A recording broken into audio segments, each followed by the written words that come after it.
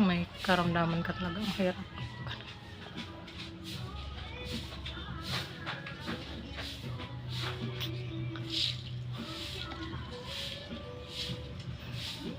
May iyak ka na lang po. Hi guys, panood nyo na ba guys yung kay yung kay Ate Guy na nagkaroon din siya ng bukol sa leeg?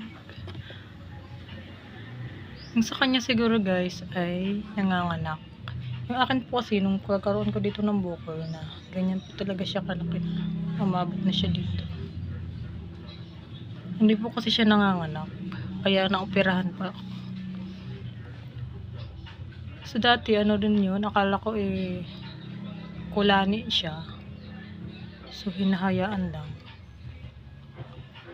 Ang ginawa ko noon kasi is parang nagalaw ko siya ng bote dahil akala ko pigsa. Ang katangahan ko talaga. Kaya ayun, lumaki siya.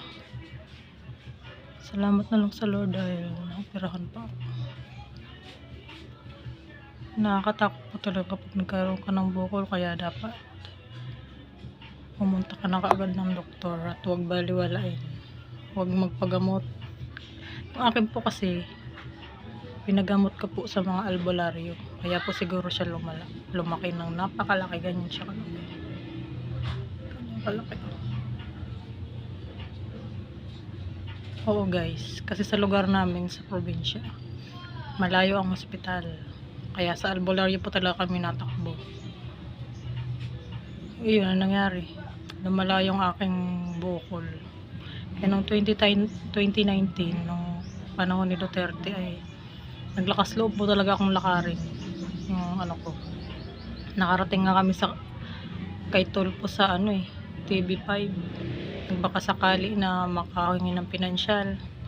Kahit nung panahon na yun syempre 2019 hindi pa pandemic. Talaga nakipagsiksikan kami sa bus. Kasama ko ang asawa ko sa si Tinti noon, 3 years old pa lang. Pumunta kami ng TV5. Pagdating namin doon, napakaraming tao. Ayun guys, akala namin makakahimingi kami ng pinansyal, pero hindi naman pala. Sulat lang ang ibibigay sa'yo.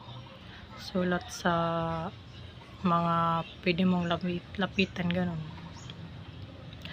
Ayun guys, simula noon pumunta na kami ng PGH. Nagtiyaga ako pumila sa OPD.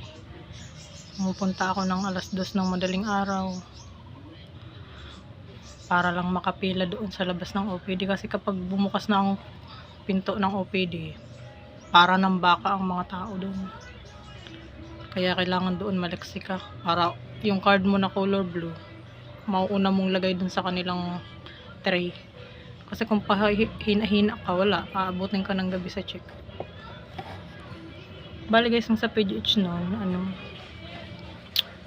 napunta ako ng 2 AM, napunta na ako sa kanto. Naantay ako ng bus ng St. Anthony, diretso ng Luton. Pero ang check up ko niyan, 1:00 pa ng hapon.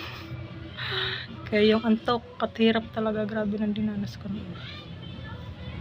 Tapos pagkuha ko naman ng white card, dinanas namin mag-asawa na natulog kami sa kalye sa harap ng emergency sa PGH para doon na kami matulog, para mauna kaming pumila doon sa kuhanan ng white card.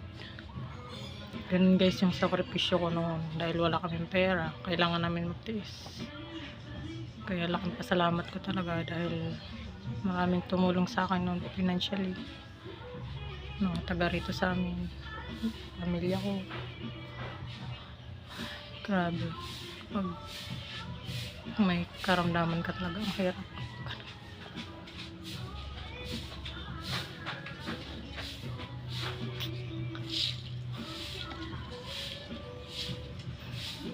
May iyak ka na lang po. Siyempre, kailangan mo humingi ng tulong kahit nililit ka na. Ganun po talaga pinagdaanan ko na. Feeling mo sa sarili mo ang liit-liit mo, pero wala kang magawa kasi siyempre nahingi ka ng tulong. Yan. Thank you talaga kay Lord kasi na lampasan ko po yun. Mahirap, grabe.